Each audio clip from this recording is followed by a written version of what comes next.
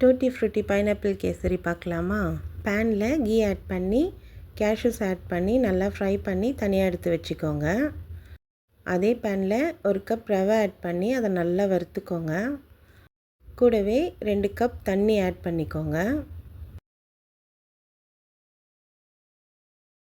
ரவை கொஞ்சம் கெட்டியானதுக்கப்புறம் ஒரு கப் சுகர் ஆட் பண்ணி நல்லா மிக்ஸ் பண்ணி விட்டுருங்க. எல்லோ கேசரி பவுடர் ஆட் பண்ணி நல்லா மிக்ஸ் பண்ணி விட்டுருங்க.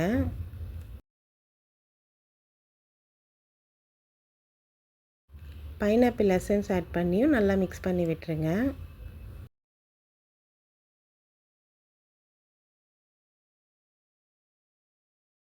கீ ஆட் பண்ணிக்கோங்க. உங்களுக்கு எவ்வளோ கீ தேவைப்படுதோ அவ்வளோ ஆட் பண்ணிக்கோங்க.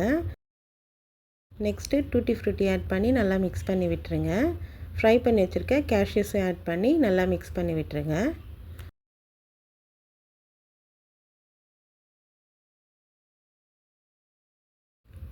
அவ்வளோதான், tutti frutti pineapple kesari ready.